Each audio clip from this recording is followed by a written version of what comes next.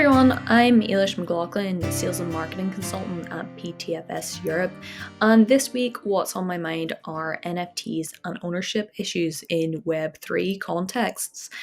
So this has been on a lot of people's mind, I think, the past week as we've seen a lot of volatility in the market.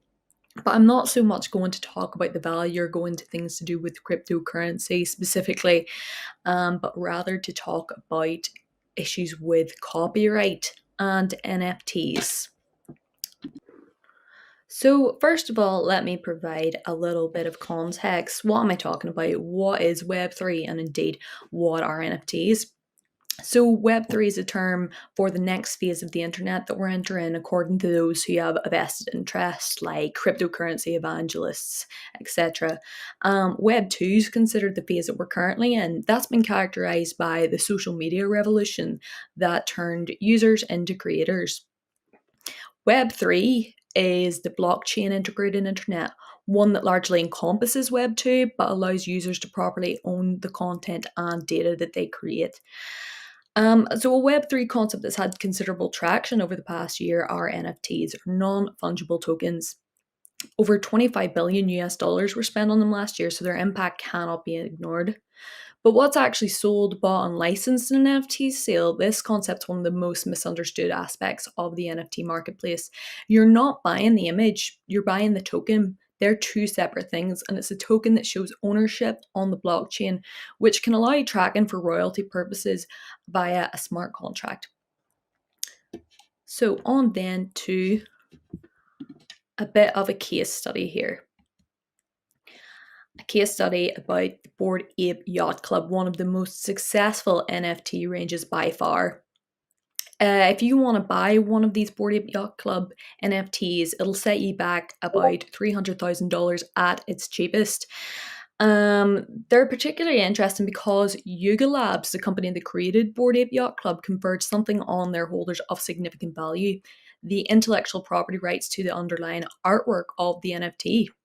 Now, I use the term artwork carefully here because although NFTs have become synonymous with digital art, their core function is to certify ownership of a digital asset. Again, the token aspect.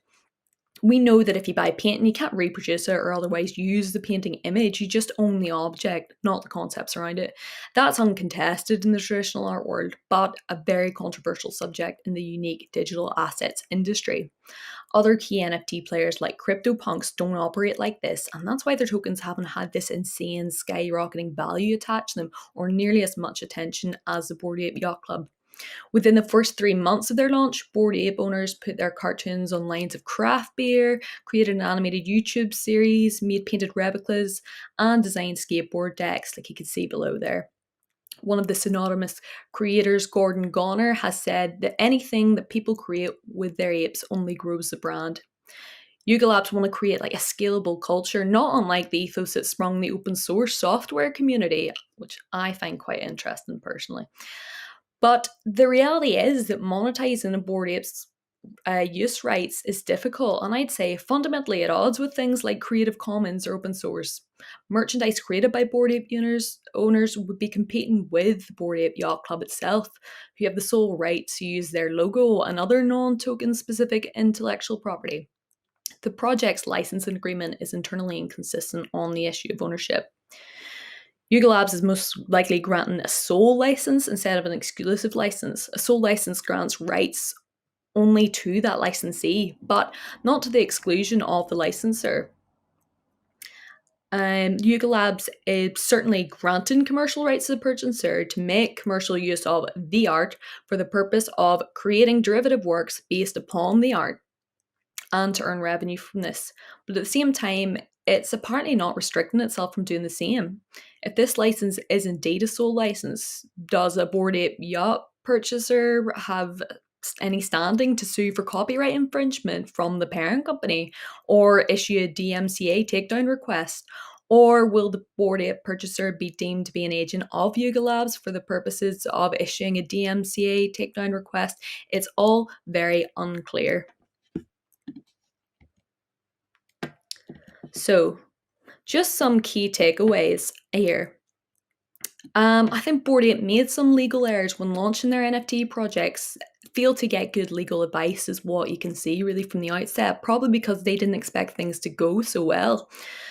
But the ape is very much out of its cage now, and the project owners and buyers are currently living with really unknown and unestablished legal rights, which will someday have to be litigated in the courts. As with many crowd-funded projects, the creators of each NFT club need to present a roadmap for prospective buyers prior to launch and explaining what they will do with the money they raise. Copyright licensing agreement for NFT projects like this need to be a part of that roadmap from day one. Another key takeaway is that it's clear that the licensing model needs to be settled before the drop and ideally incorporated as part of an initial business plan. And finally, NFT organizations need to determine how they will permanently communicate copyright rights to their buyers through platforms like the marketplace, OpenSea, their website, or increasingly with the way they're going through ecosystems built on the metaverse, if developments from the past couple of months are anything to go by. So that is what's on my mind regarding NFTs, ownership issues in Web3.